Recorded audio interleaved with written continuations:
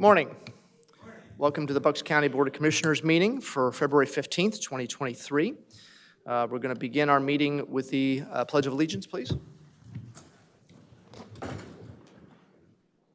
allegiance to the flag of the United States of America and to the republic for which it stands, one nation, under God, indivisible, with liberty and justice for all. Okay, thank you. We have a couple of presentations today. First, some employee recognition. The county has, in the past, there's been different ways to recognize employees who have been here for long periods of time. And so we started doing this, doing it more publicly at these meetings. So we do have 4 employees who we're recognizing. Only one's able to be here, so we thank him for being here. But just to recognize the 4 employees who have met a certain length of service, certain anniversary here. From the Children and Youth Agency, Kim DeGroff. From the Youth Center, Kendra Henry. From the Area Agency on Aging, Olena Overko. All 3, 20 years of serving the people of this county. So we thank them so much for their efforts, for their dedication. We did have some nice things that were sent to them because they weren't able to be here at the meeting. We do have, also from the Youth Center, Rick Zangalowitz, who is celebrating 30 years working here for the county. And we do have something nice for him, so if he's would like to come forward, we have something, or if he wants to speak, he's welcome to speak as well. Well, whatever you want. You can speak there if you want to. If you want to, you have to be there if you want to speak. Just stand in the little box on the floor there. Or you're. I would say if you give a chance to speak, then say something, because too many people are quiet. So I'll just say thanks for 30 years. I look forward to the next 30. No, are you serious? I'd be like 82 years old. I'd be standing up here. That would be. I would keep it short, but it's good to be part of a team like Bucks County. We're so much bigger than just me standing here, so I want to acknowledge that. How many employees are we at now? 2,400. 2,400, yeah. 2,400. So, we're the forgotten few down at the youth center. We're down there, we're quiet, and that helps everybody else out. We're keeping the community safe by keeping those kids where they need to be in a safe environment. So I'll acknowledge that, and I don't know how I stayed this long at this age. It's a tough job down there. Yeah. So I want to acknowledge you folks as well. Also, Diane, we've never met, but my mother speaks highly of you. I know that. I didn't say that. So let's go ahead. You were No, we have something for you here. So thank you. Obviously. What are we getting? I don't know. I actually don't know. I don't know. There's a lot. There's quite a few things in here. I don't know. It's not jingling, so we know it's not change. So thank you so much. Thank you. We're going to do a picture here. So turn around. Yep, right behind you.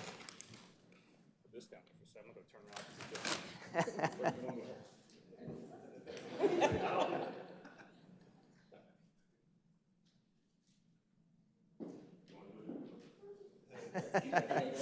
All right. Thank you, Rick. Appreciate it.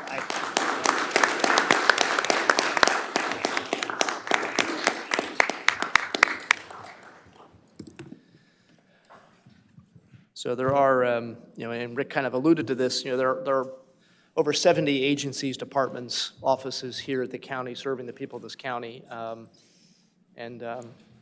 People, as the 3 of us know, when we talk about being commissioners, a lot of times the first question people ask us is, well, what's a commissioner? And then we have to kind of talk about county government a little bit because most people don't know a whole lot about county government.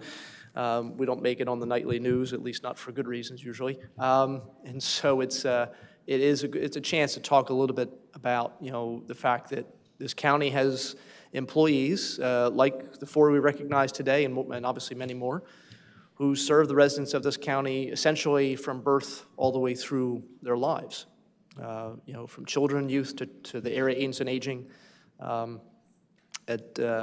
helping people through tough times, and obviously 2 employees from the Youth Center recognized today. So for those young people who've gotten themselves in some difficult circumstances and sometimes the best thing for them is to not be around whoever it was they're around when they got in trouble, because they need different role models, they need a different environment, and coming to the youth center gives them a chance to hopefully get their lives on a better path. And so we thank them for all the work they do. It is certainly not an easy job, having taught high school social studies for 26 years. I've had my share of students who, early in my career especially, who ended up in youth detention centers, not because of me, but it's certainly something that it's a necessary part of what we do to try and help people. So thank you again for the work, for the dedication, and for however much longer you want to keep serving the residents, we'll gladly have you. So thank you. We also are recognizing American Heart Month. So we have Ian Libator, I believe, is here to talk a little bit about, where are you? Come on up and talk a little bit about American Heart Month.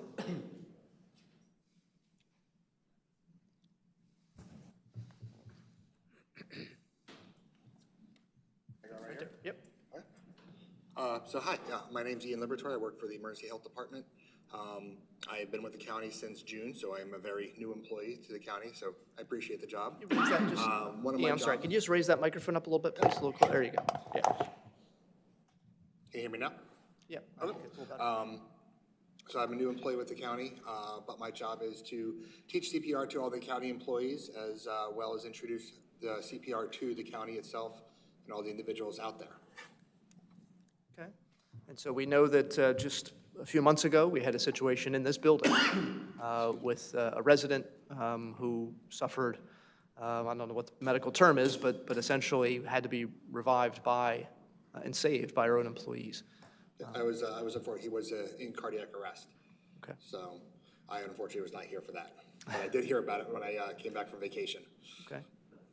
All right. And so for those people out there, who aren't county employees, who want to get trained in CPR, what are some of the places they can go to get that done?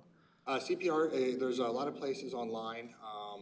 Not online, but you can go online to find classes. The American Heart Association, Red Cross, contacting your local hospital as well as your local ambulance squad. A lot of times our very own website might list classes, not all the time. I don't think we have any listed right now, but when there ever are classes, we do have them listed on our website at Bucks County Emergency Health Services or bcehs.com. Okay.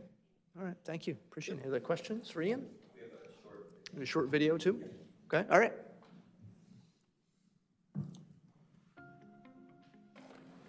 Hi, my name's Ian. I work for the Bucks County Emergency Health Services, and I'm in charge of training and recruitment, and today I'm here to talk about CPR. There are 436,000 cases of cardiac arrest that happen every year that lead to death in America, with 73% of that happening at home, and another 16% of that happening out in the public non-medical work setting. Chances of survival go down by 10% for every minute that CPR has not been started on a person in cardiac arrest. Bystander CPR can almost triple the survival chances of anybody who is in cardiac arrest. There's enough oxygen in your system to last almost 6 minutes. This allows for hands-only CPR for any uncertified bystanders. We encourage everyone to get CPR certified, but if you're unsure, call 911 and the dispatchers will walk you through it. If you are not certified in CPR, you can do hands-only CPR. This is what we recommend for anybody who is not certified. If you ever find yourself in the situation where somebody could possibly be in cardiac arrest, the first thing you want to do is you want to check for scene safety. You want to look around and make sure there's nothing potentially hazardous that could harm yourself or harm the patient as well as anybody else in the area. Next thing you want to do is you want to check for responsiveness. Hello, can you hear me? Are you awake? Once you determine that the patient is unresponsive and is not responding to you, you want to check for pulse, you want to check for breathing. If you are able to, you want to check for a carotid pulse. If you do not know how to check for a carotid pulse, all you have to do is just focus on breathing, and you want to look for chest rise. You can look for chest rise like this, or you can look down and look for that. You can also place your hand on their chest, not pushing down, but just gently resting it, and feel for a chest rise. If you have determined that they do not have a pulse or do not have any chest rise, you want to go ahead and you want to activate the emergency response system by having someone call 911 or yourself calling 911 on your mobile device, asking for someone to grab an AED, and then you want to go ahead and begin doing CPR. Before performing CPR, you want to know exactly where the chest is located, which is in the top part of the body. Big thing you want to notice is the difference between the chest and the abdominal region. So right here, this here is the chest. You want to make sure when you're doing CPR, right here in the center of the chest is where the sternum and the heart is. Use the bottom portion of your hand directly in the center of the chest. Bring your body up with your shoulders directly over top, elbows locked, interlacing the fingers, and you want to push down at least 1/3 the patient's depth. And you want to push down 1, 2, 3, 4.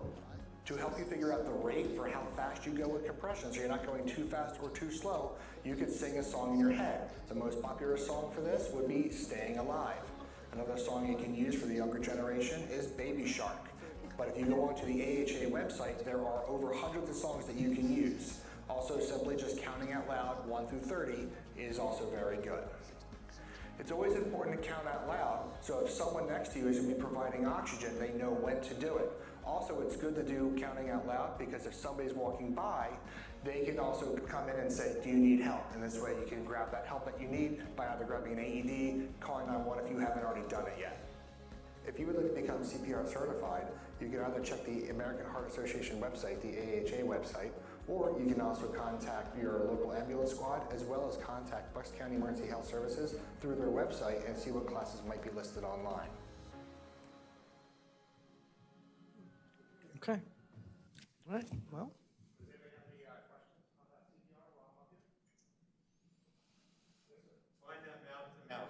Mouth to mouth, more so because of the diseases, thank you, COVID. The American Heart Association does want people to kind of stay away from that because of those reasons, unless you have a barrier device. They do recommend if it is a loved one or a child to go ahead and do mouth to mouth. It is kind of up to your discretion. If you want to do it, you're more than welcome to. The CPR classes that I teach does talk about mouth to mouth, but it's kind of up to your discretion. We do talk about barrier devices such as pocket masks or face shields that you can use in between if you would like to. But as said in the video, there is actually 6 minutes worth of oxygen already in your system. So if you call 911, do hands-only CPR, there's enough oxygen that can circulate through your system with hands-only CPR that will keep you going until advanced help arrives. Anybody else? Yeah. I appreciate the video team for making that video for me, and thank you very much for having me here today. Thank you, Ian. Appreciate it. Nice job.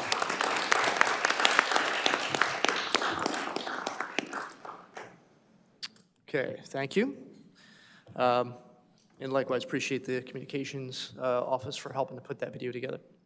All right, we're going to move into public comments. Before we do, just one minor change to the agenda for number 3, item number 3, the Board of Assessment, that contract with Tyler Technologies, which is on our consent agenda today, it is subject to solicitor approval. So there's still a little bit of review going on with that. So that's the only change to item 3. There's only one, item 3. All right, moving into our public comment. Focusing on agenda items. Beth Curcio. This is agenda item comments. This is the first agenda.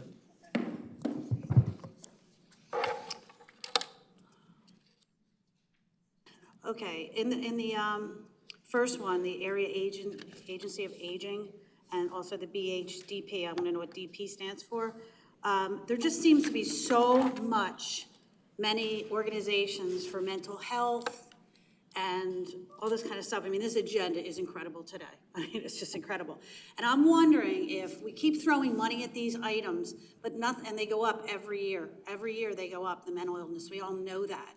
Maybe we should do some investigation on these childhood vaccines that are putting mercury and aluminum, and and the baby boomers, they got flus and they got viruses. Today we got autism.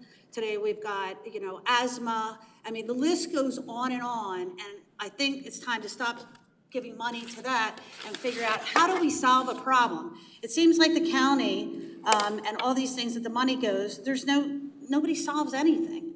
All right, the next one is the Board of Elections. I want to know what A is, where it's 72,000, 100% county, the campaign financing. What is that? Where's that money going? And why is it campaign financing? All right, growing resilience would be C. On the communities, 90,000. Approved contract to provide supervised independent living program. Where are these people living? Who's supervising them? What's that about? I'm sorry, what, I'm sorry, I've lost what Okay, section you're under? We're number C, where it So- says no, C is a- growing C- I'm sorry, resilience Ms. Garcia, communities. C is a letter, not a number. What number are you under? I'm sorry. Well, you got to realize this thing is unbelievable. Yeah, I know, I look at Okay, it. 5, child and youth. Okay, I mean, I think this five. is like a little ridiculous. Yeah, Children, 5. youth, okay, Okay, C, all right, growing resilience communities. okay. So what is it? Who's supervising this? All right, the next one, a lot of these dates in here for some of these were in '22. So we're approving money in '23 for '22 that goes into '23 because it's a lot of them. So that's kind of misunderstood. All right. Okay, here's the other one. Okay, housing and community development again. This seems to be going to a lot of money. It talks about the CARES Acts. It also talks about, these rapid rehousing. I'd like to know what rapid rehousing is, where and whom is being housed. Do these people speak English? Are there children involved? The trafficking for children is unbelievable. Sorry that bothers you, Diane, but the trafficking for children is horrendous. In fact, the Super Bowl is the largest human trafficking and child trafficking in our whatever. Okay. The next one be information technologies, which is 11. Approve IT governance committee, ITGA bylaws. Who and what is this? Okay, all right, we'll get to those answers. All right, thank you. Ed Mackhouse?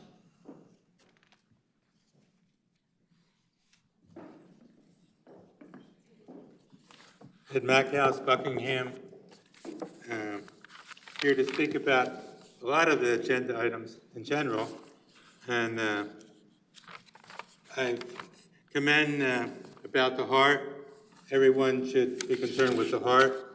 That's good. I believe in taking blood pressure regularly before you eat and after you eat. I think as commissioners, you spend a lot of money, and I congratulate you every 2 weeks putting this thing out. And I'm not complaining about anything. I think you're all doing satisfactory, maybe better than other areas.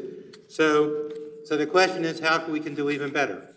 So I think we had the pandemic and stuff. I think Bucks County led the way in some ways with Damsker and getting back to work and back to school. And I think most people now are fed up with getting the vaccines and stuff and the boosters and are turning away from that. My background's physics, statistics. I think we need to do more analysis of what's the effectiveness of different approaches are and see how we can make them better. For example, in religion, the do-gooders, they believe in just giving people things more. I think we need to emphasize more religion, that we have sacrifice. So you give people things and you try and get something in return. Give people housing, you got to take responsibility to take care of the housing. Try and balance what we do and get something in return. Reciprocity. So the statistics, I think, with this vaccine stuff is that when I was teaching in the 70s, I had a lot of behavior problems, special guidance students, but I didn't have any autistic people. Now I go to the schools and a lot of autistic. If the statistics continue with this vaccinations, in 10 years, 50% of the children will have autism. We need to have analysis of the different programs that you have and try and get statistical things to see what's more effective and what is not so effective. We have to have evaluation. There's never going to, everyone complains to make people safe, but you can't make everyone safe. You can make people safer. I had value engineering. Value engineering means you evaluate the effectiveness of the approaches. and go and evaluate it. So I think you've done a lot of good work. You led the way. We need bipartisanship, Democrats, Republicans. We want to have change for the better. And I think we have a primary, things coming up. We can look for a democracy that we can continue with competition. So continue all your good work and keep looking around to make things better. Thank you for all you do. Bye-bye. Okay, thank you. It's just the last thing we have for the agenda portion of the consent of the public comments. Just try to remind people that when you speak during this period, you should be focused on agenda items. We did have one speaker who did that, and I appreciate that. Just to kind of run through some of the questions, there's a lot of questions for BHDP. DP stands for Developmental Programs. For the Board of Elections, in terms of item 4, Election IQ LLC, what are we approving? The contract to provide election night reporting and asset campaign finance and poll worker management. Ms. Humphrey can speak about that. Thank you, Commissioner. To answer the question regarding what all is entailed in that, that is software that we use that does a number of things. The campaign finance report specifically is not dealing with candidates and how they fund their campaigns. It is, they have to file paperwork according to the state, and it's filed locally. So it's just software that we take documents that they're required to file and file them. Okay, thank you. There's a question regarding children and youth, the growing resilient communities. Ms. Neff, can you comment on that, please? What exactly that is?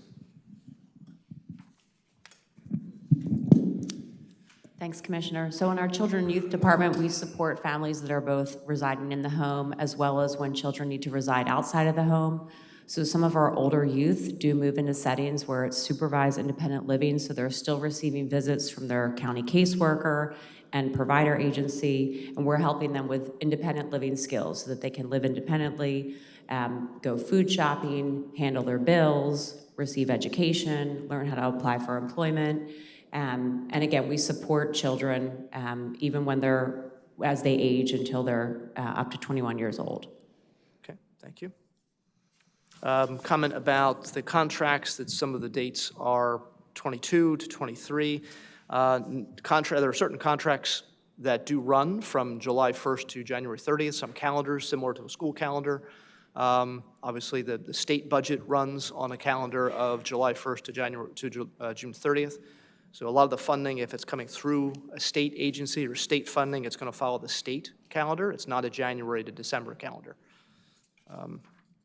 Question about the rapid rehousing.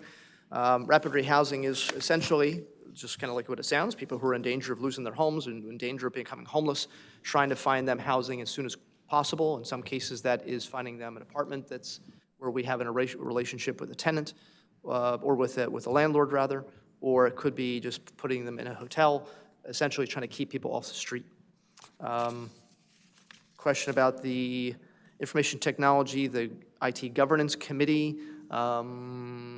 If Mr. Regula just want to comment on what exactly that is.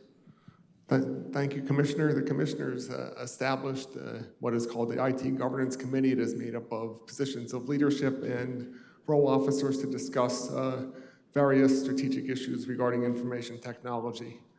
We've just updated the bylaws as personnel have changed throughout the years. Okay. And one of the ideas behind that is if every department buys its own software, how do we know it can be supported by the IT department? How do we know it's compatible with other software and hardware that the county has? So if you have an IT governance committee, you have some cooperation so that we can make sure that whatever's being purchased is going to fit appropriately. The final comment just to make with regards to children and youth, with regards to area agency and aging, with regards to this county and how it approaches its residents and people who need help. We do not discriminate against people based on what language they speak, what color they are, what religion they are, whether they have who they choose to love and marry, or where they happen to live, what they do for a living. We treat every Bucks County resident equally. So we are, we thank our staff for doing that work. blindly just helping people because they need to be helped. So I think I addressed everything. It's a little bit of rapid fire, so I think I got everything. So, all right.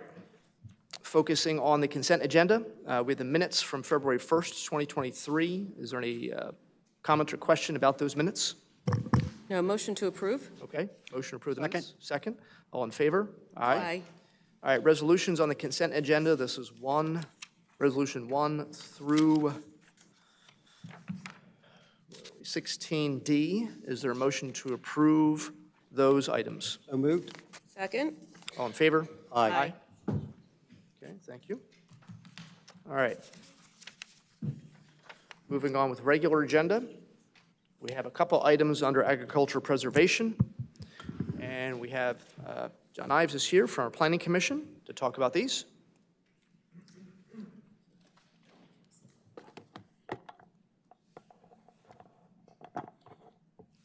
Hello, and thank you for having me here today. I don't know if Yeah, good. Yeah, it's all right. this goes up. I was hoping to have a couple of the farmers here, but I know they couldn't make it. Is that on? Like I was mentioning, I was hoping a couple of the farmers were going to be here today, but unfortunately they couldn't make it. I know one of them is taking advantage of this warm weather and starting to prep the fields. So it's going to be up to like 60 or something. So, but thanks for having me. For your consideration today, we have 2 farms up for preservation, and the total preservation acres potentially would add up to 103 acres. Next slide. Oh, sorry, last slide. The first farm today is the Acer Hodera Farm. This farm is located in Durham Township, just outside of Eaglesville Borough. It totals 89 acres of scenic rolling hills. This farm ranked number 2 on our 2022 application ranking list. Next slide. This farm is adjacent to another preserve farm that totals 100 plus acres. And in turn, that 100 plus acre farm is connected to over 500 acres of deed restricted land that has been protected through our farmland preservation program. So if protected, it will create a long band of protected land that spans through Durham Township and essentially through Springfield Township along the Upper Bucks boundary. Next slide. The importance of this preservation is that it protects over 70% prime agricultural soils. It also protects 60 acres of cultivated cropland and also a swath of wood that totals over 11 acres. Next slide. This farm grows hay and corn and contains a renovated barn and single-family residence. The total easement cost is $801,000, and we will utilize 100% state funds to secure the easement for this farm. Next slide. The second farm for consideration is the Kreikbaum-Reichner Farm, and this farm is located in Bedminster Township. It will be the 50th farm preserved in Bedminster Township through our program. Next slide. We are seeking to help purchase a 14.55 acre easement on this property. The farm is adjacent to 2 other preserved farms and within a mile radius of 8 other farms that have been preserved through our program. Next slide. Some highlights include this farm is over 80% of the property is farmed and some sort of cultivated crop production. And another important note is that this farm is 100% family farmed and family involvement. Next slide. This farm grows corn and flowers. The easement will have 2 co-grantees, one being us, Bucks County, as well as Bedminster Township. The total easement cost is $101,850, and the county would be responsible for $21,825, which equates to about 21.5% of the total cost. Next slide. And in summing up some of our totals to date, overall, we have preserved 244 farms, and we have preserved 18,770 acres. And I on behalf of the Agricultural Land Preservation Board and myself, I definitely would like to thank commissioners for their continued support for helping allocate funds to preserve farmland in the county. There are just so many great benefits to doing so. Thank you. If there's any questions? Comments or questions? Mr. Ives? Just more of a comment, and your comment about one of the farmers that couldn't be here because they have an opportunity because of the weather to be able to prep the farm, and I'm assuming that means maybe either disking or maybe plowing if the ground isn't that wet, and I know what that feels like, and what a rare opportunity to be able to do that in the middle of February. Yeah. I mean, that's just a very, very rare occurrence, and even if you look at the weather moving forward, I mean, I think it's going to be in the 60s and not get that cold, and even in the next week in the 50s or maybe 60s again. So this is a rare opportunity for farmers, and I know how anxious they are because they just want to get out there and start tilling the ground and play. It almost like baseball players going to spring training. You know, they just can't wait to get started. So I know what that feels like, and I just can't, because like a day doesn't go by when I don't think what I would be doing back on the farm in my farming days, and what we would be doing that day. And I know how anxious, especially my dad and my uncle would be to get out there on the tractors and start plowing. So it's a very rare occurrence to be able to do it in the middle of February. Getting a head start, and it's fun at the Ag Board meetings, farmers all talk shop, amount of rainfall and, crops and everything, so. Okay, thank you. Thanks for the presentation. Thank you. I also just wanted to add that the pictures just remind us how important, these are beautiful pictures today, but how important this is to the entire county, preserving these acres. And thank you for continuing to work on it. Great, thanks, agree. Thank you. Okay. Appreciate the presentation. Thank you, John. Okay, so we have, so under regular agenda, we have under 17A and B, approving county portion of a 14.55 acre agricultural conservation easement on the Kreitzbaum-Reichner Farm located on Hill Road in Bedminster. And item B, Solomon Asser and Gabriela Hadera approve the county's portion of an 89 acre agricultural conservation easement on their farm located on Spring Hill Road in Durham Township. Okay, is there a motion to approve items 17A and B? So moved? Second? All in favor? Aye. Okay. Personnel actions, the commissioner's list of the personnel actions. Any comments or questions? If not, is there a motion to approve the personnel actions, So Commissioner? moved. Second. All in favor? Aye. Okay, board appointments for the Agricultural Land Preservation Board. These are 3-year terms. Mr. Bartley Millett, reappointment to end 2/22/2026. Kenneth Goldberg, who's chair, reappointment, term ending 2/22/2026. Is there a motion for those 2 appointments? So moved? Second. All in favor? Aye. For the Bucks County America 250 PA Commission, Jennifer Martin, who is chair of the Friends of Washington Crossing, new appointment to end 7/5/2026. Is there a motion to approve her? So moved. Second. All in favor? Aye. For the Housing Development Corporation, a 3-year term, Mr. James Esposito, new appointment. Term will end October 1st, 2025. Is there a motion? So moved. I'll second. Comment? Sure. Mr. Chairman, the gentleman who is not being reappointed is a fellow by the name of Pat Mallon, and I've known Pat for a while, and I think he's done a really commendable job serving on the Housing Development Corporation. I believe he did not, he wanted to be reappointed, and this is certainly nothing against James Esposito, him coming on the board, but I would like to be recorded as a no on this vote.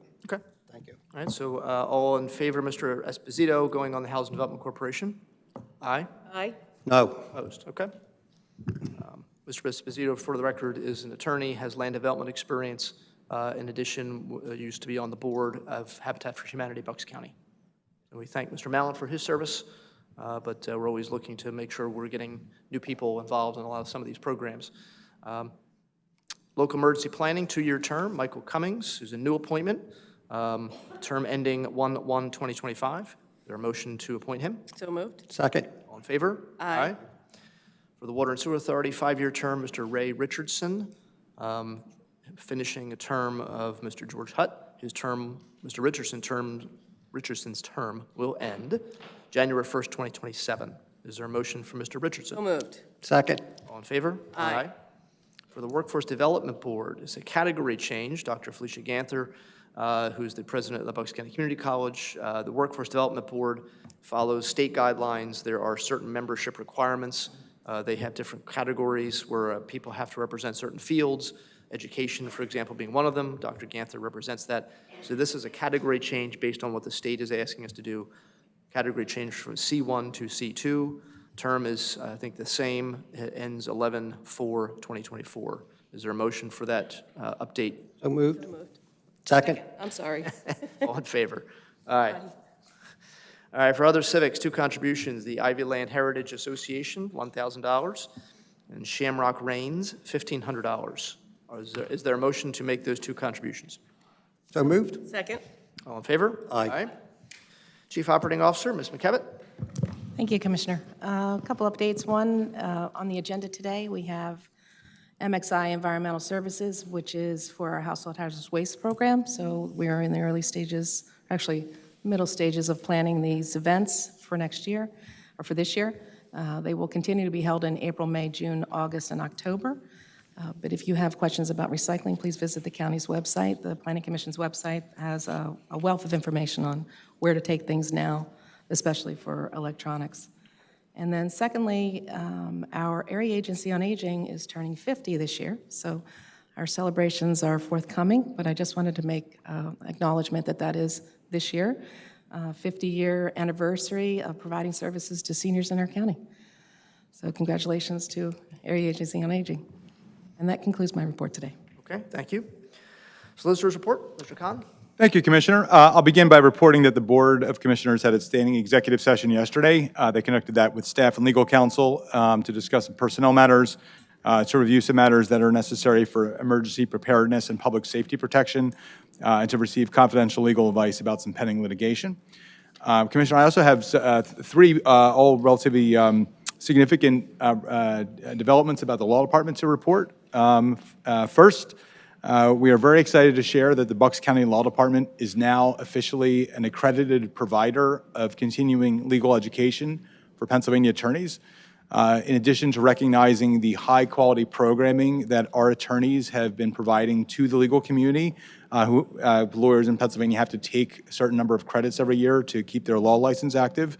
So we've had courses presented by Amy Fitzpatrick, Chelsea Jackman, Dan Greaser, Rachel Thompson, and Elizabeth Kendo over the last 18 months. The certification is also going to help us reach a broader audience, which will also ultimately help us bring in a little more revenue for our classes. So I want to thank Stephanie Plaza and Ms. Kendo and our department for shepherding this certification process. I'm pleased to announce that our next offering is going to be March 21st at 12:30 at the Bucks County Bar Association. The law department is going to co-present that with the bar.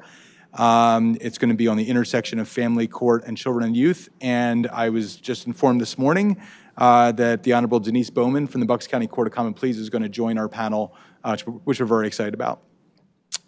Second item also concerns Ms. Kendo. It's actually a double congratulations. So effective today, Ms. Kendo has been promoted to Deputy County Solicitor, and that very much recognizes not only her professional excellence, but her leadership in the law department. And I'm very excited to share with everyone that Elizabeth has just been selected by the Hispanic National Bar Association from hundreds, if not thousands, of attorneys across the country as one of the top lawyers under 40. Being chosen from such a national pool is really a credit to the talent and hard work and dedication that Elizabeth has demonstrated during her tenure in the county. But it's also a credit to her colleagues, not only in the law department, but throughout the county of 2,400 employees, particularly in the Human Services Division, that it's been her pleasure to serve along with and to represent. So this award is going to be formally presented at a national conference next month. But I know I speak for everyone when I say we couldn't be prouder of Elizabeth and happier about her well-earned recognition. Finally, on a personal note, Commissioner, now that we have essentially completed the transition to a new model of providing legal services in Bucks County, I'm ready to announce the transition of my own. 3 years ago, the three commissioners honored me by entrusting me to build a dynamic, full-service law department that would be more effective, more efficient, and more responsive to the needs of the people of Bucks County. I can't thank them enough for this amazing opportunity to serve the public. And over 3 years, we have met or exceeded every goal set out in the transition plan, protecting the county and its residents in smarter ways, implementing groundbreaking reforms, and saving the taxpayers millions of dollars. We've had some amazing successes over the last few years, and I have to say all of them are because of the amazing people that the commissioners have allowed us to bring to the county. And starting with my very first hire, Amy Fitzpatrick. Amy joined the county as an assistant solicitor in 2020, and she quickly earned a promotion to the role of first assistant county solicitor. And so for the past few years, she has been my right hand, helping lead and manage a growing department of dedicated professionals.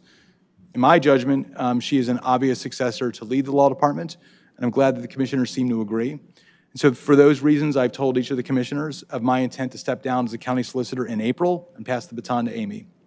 I told Amy that in the short term, I would agree to continue the county's tradition of helping out my successor as needed. I personally am still indebted to my predecessor, Don Williams, who I'd asked to briefly stay on in a reduced role to help me as I onboarded as the new county solicitor 3 years ago. So I agreed to Amy's request to stick around just for a little longer to ensure a smooth transition as we fill vacancies, wrap up some big projects, and most excitingly for me, launch the next stage of our affirmative litigation program. And in the long term, whether it's as an outside counsel or as an ally or just a friend, I will continue to be available to Amy, to Margie, to Gail, to Eric, and all three commissioners when they need me. I look forward to sharing some additional thanks in my final solicitor report in April, but for today, Commissioner, that concludes my report. Thank you, Mr. Khan. I'm sure commissioners will have some things to say during their comment. We will move to brief public comments. Ms. Linda Bintz. Yeah.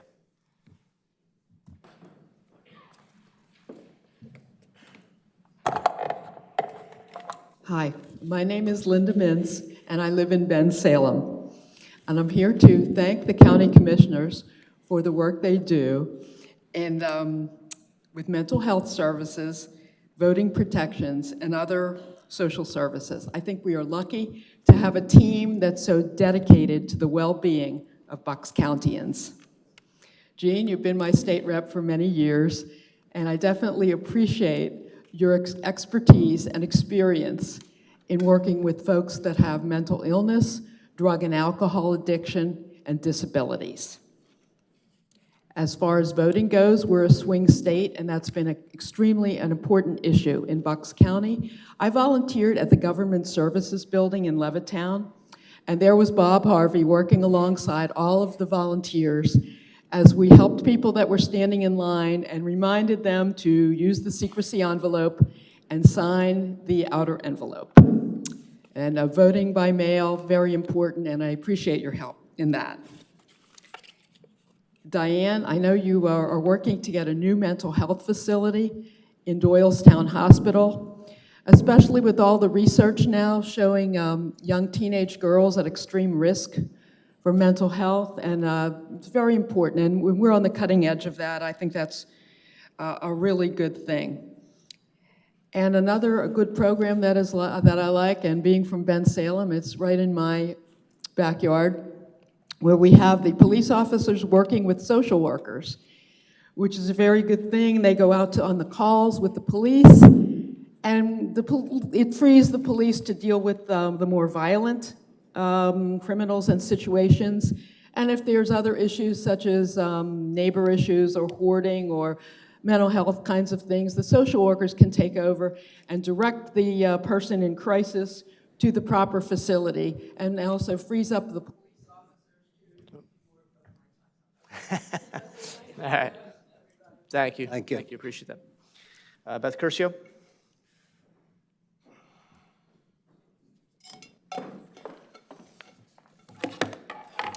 I wanted to address the Rainbow Room again. Last week, 3 women came here very, very concerned. Pedophilia is against the law in the state of Pennsylvania, which would make it against the law in Bucks County. Mr. Harvey, since we only get 2 minutes and we never get a time for us just to talk back and forth. After we talked, you started and told us how you helped indoctrinate children because you call them by what you want to call them by, which is taking away the parental rights. So let's go over a little bit about how pedophilia is destroying our girls, who someone just talked about that, and we would have less mental health if we took care of these things. Okay, Jean was the only one that commented that without parental that this was wrong. They somehow got into this prom and nothing has been done about it. I wonder what's wrong with people. Pedophilia agenda is to get into grooming children with books in the libraries, drag queen story hour, gender fluidity, porn literacy, queer and whatever that is. But anyway, I'm not going to go through the whole list, but it is a crime what's going on to these children. Don't you remember when you were children, your parents protected you? Your community protected you. There are two sexes, male and female. All you do is confuse and confuse and confuse these children. This has been done behind their children's back. The teachers have been indoctrinated.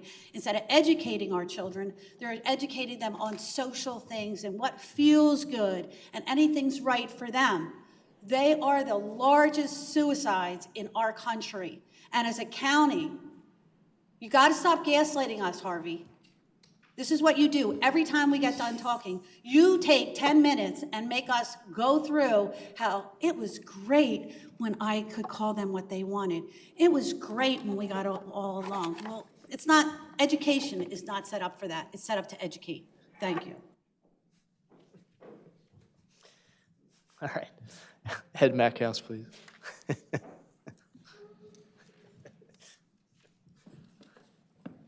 Ed Mackhouse again, Buckingham, former teacher, scientist, educator.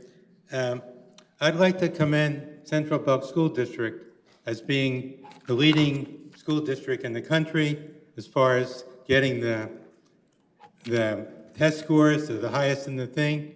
But there are mental health issues in the high schools and schools. The stress of going to school affects people. And the Central Bucks School District sets the pace because they listen to students who complain. A lot of students have mental health issues. The LGBT, the queer community, they have complaints about bullying and stuff. So the most dangerous people are not the ones that are talking and complaining. The most dangerous ones are that have the pent-up anger and hostilities. So I think that it's important that people are motivated, they experience bullying and stuff, they be taught how to address these issues. The answer isn't for hate and more hate. Dale Carnegie says that you can't win an argument, you can't religion, sex, religion, race and stuff, you cannot convince people against their will. We have to find out how to listen, and indoctrination is the opposite of listening. The Central Bucks School District listens to everybody, doesn't interfere with it, and tries to find better solutions. The solution isn't always puberty blockers, drugs, hormones, and surgeries. The Johns Hopkins study shows that this doesn't help address the problems. They still have the same problems after all these transitions. So the problem is to get people to face the problem of puberty and growing up, and not to make the only solution to puberty blockers and ways to avoid the thing. Drugs are not the answer to everything. We have to learn better how to face things. Thank you for all you're doing, and let's find ways to get together. Okay, thank you. All right, interesting comments. We'll move on to Commissioner comments. Commissioner Marseglia? First thing I just wanted to say was, and it's kind of in keeping with what I wanted to say, most incidents of child sexual abuse happen in the child's home from a child's family member. So I just want to be clear on that. And that's what I wanted to talk about today. What do we do for that? And I wanted to encourage as many people that there are out there that have an appropriate degree to apply for a job with our Children and Youth Department. As across the country, everybody is looking for workers. We need quality people who really care about children and families to work there.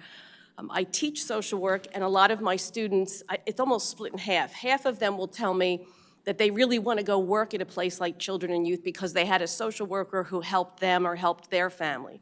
And the other half will say, oh, I don't want to do that. I don't want to take people's children away. And usually, when I talk to them, it's coming from TV and movies, because we do that very rarely. Bucks County works very, very hard to keep families together. So I encourage people to apply for these jobs, because that's what you will do. You will strengthen the families of Bucks County. When you work for Children and Youth in Bucks County, you're going to get experience working with the court system. You'll get experience working with police officers. You'll get into the school district, so you'll get experience in that. You'll be working with people in mental health as well as developmental programs, and you'll be involved with our Drug and Alcohol Commission. You'll get to touch every single facet of social work by working with those families. I can't remember how many cases are actually found in a year, but most of the cases we have are us supporting families so that they can recover, so that they can stay together. We will help you with student loans. We will help you get your master's degree. We have an amazing health plan, an amazing pension plan, good vacation time. It's a union job. So I encourage you, and if you know anyone who's looking for a job, our Children and Youth Department is really a wonderful place to start or to transfer to. So thank you. Thank you. Commissioner DiGirolamo? Yeah, thank you. Real quick, I mean, we got some, we've been talking a lot about this opiate settlement, and there's another settlement that's coming on the way. We're going to get money. But for the settlement that we've got money already, it was from Johnson & Johnson, the one manufacturer, and the 3 distributors of the opiates. And Bucks County is going to be receiving about $45 million over the course of the next 18 years, I believe, Rachel, but a lot of it's going to be front-loaded. But we got some good news this week also, because the way the money is going to be split up, 85% of the money is going to go directly to the counties, and that's rightfully so, because the people at the county level, the drug and alcohol people, in our case here in Bucks County, Diane Rossetti, they're the ones that best know where the needs are and where it should go. So 85% of the money goes to the counties directly. The other 15% is going to go to Harrisburg, and I believe it's going to be supplied to the county by grants over the course of the year. And the Department of Drug and Alcohol Programs in Harrisburg is going to take the lead on who's going to get those grants. This past week or last week, there were the first 4 awards from that 15%. And Bucks County was one of the 4 counties that's going to receive an award. And I believe, and I don't know if we're exactly sure, but I believe it's supposed to be for $3 million. Is that right, Diane? I think. That's Andy, yeah. So it was the largest award of the 4 awards, $3 million. And it's going to be directed to helping to build that crisis center that we already heard about today. So it's a huge, very huge win for Bucks County. It really is. And I know our district attorney, Matt Weintraub, was involved in helping make that possible. I also understand our state senator, Frank Frary, was involved in making sure that was possible. So big win for Bucks County as far as that 15% goes, and we can also in the future continue to apply for other grants out of that 15% share of the money. Crisis Center is going to be a huge, huge addition for Bucks County when we get that up and running. And again, as was mentioned, it's going to be at Doyle Sound Hospital. Thank you. Okay, thank you. Just want to talk a little bit about the excuse me, consent agenda, just a little bit of a summary. As I said at last meeting, kind of reviewed the process, how an item gets on an agenda. And the consent agenda is essentially items, many of which are pretty routine, yearly renewals of contracts with providers to do services for the county and our residents. Commissioners can, if they so choose, as you saw today, there was some interest in seeing the agricultural preservation items highlighted, which is why you had a presentation. It's why it's under regular agenda. But for our consent agenda, it's easy just to sort of approve it. We move past it. We don't necessarily look at what's in it. So just in today's agenda, about $208,000 going to help senior citizens in some way, shape, or form here in this county. $475,000 to our Children and Youth Agency, which Commissioner Marseglia just talked about.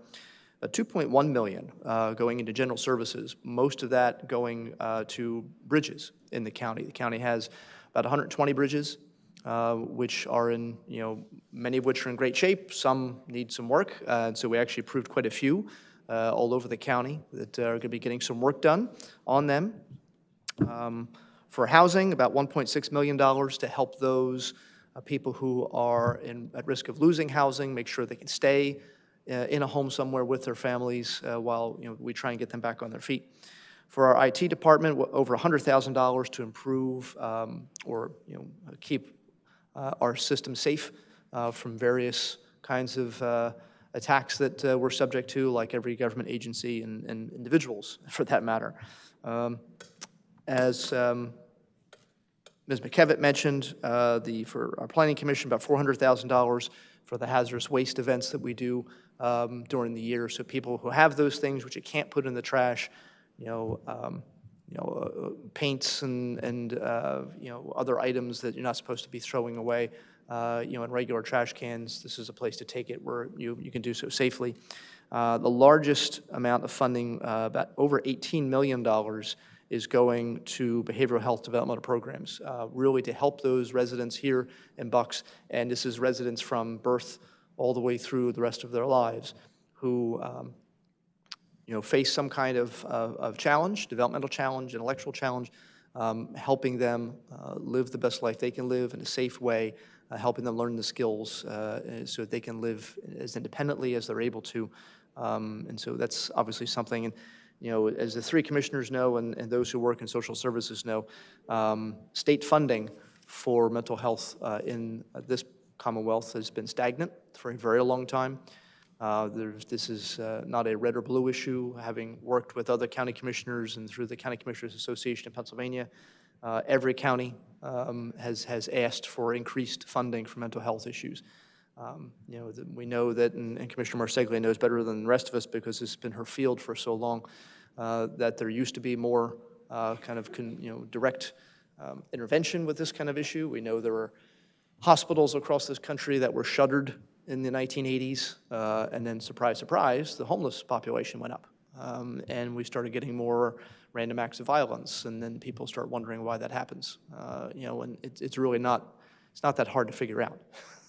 If we don't focus on the mental health problems across the country, we're going to continue to get the problems we have.